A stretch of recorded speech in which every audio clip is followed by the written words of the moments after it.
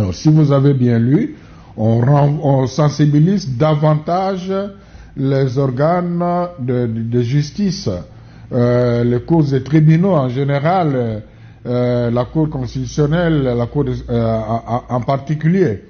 Pourquoi? Parce que, étant donné qu'il y a des flagrances du point de vue violation du cadre légal, il y a flagrance du point de vue violation de l'administration électorale qui ont facilité les irrégularités, il faudrait quelque part que justice soit faite.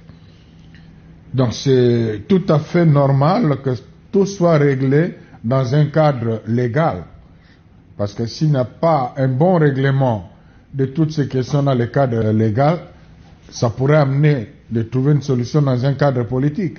Mais les évêques sont pour la légalité d'abord. La justice élève la nation. Chacun connaît ses compétences.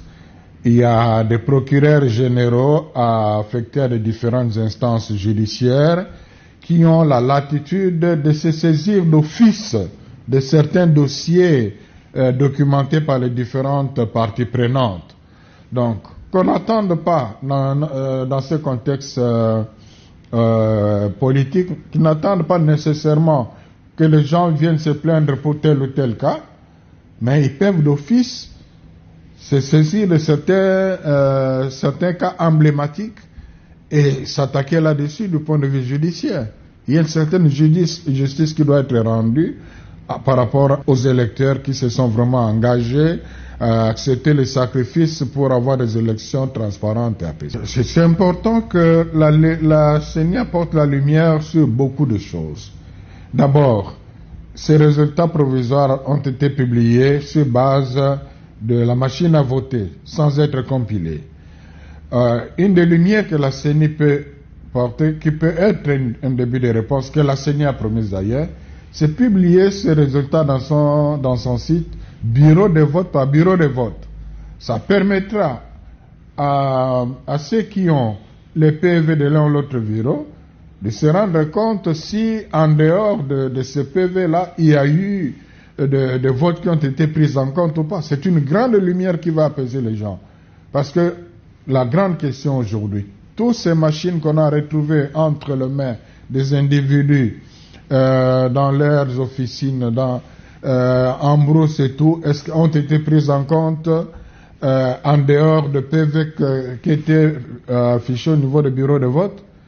Bon, évidemment, il y a des choses qui pouvaient être faites avant le PV, quand les machines étaient en panne, quand on interrompait, on ne sait pas ce qui s'est passé, et là ça devient difficile d'apporter de preuves, mais au moins, il y a quand même beaucoup de choses aussi qui se sont faites pendant que, ici et là, le vote était déjà clôturé. Donc, en publiant les résultats bureau de vote par bureau de vote, on aura déjà une certaine lumière pour apprécier certaines choses.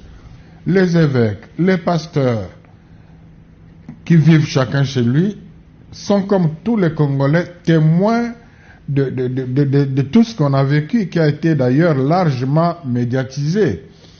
Et notre contribution, c'est d'aider les structures compétentes, les autorités compétentes à aller dans la direction de conclure ce processus de façon à ce que tout le monde soit apaisé et rassuré par les résultats publiés.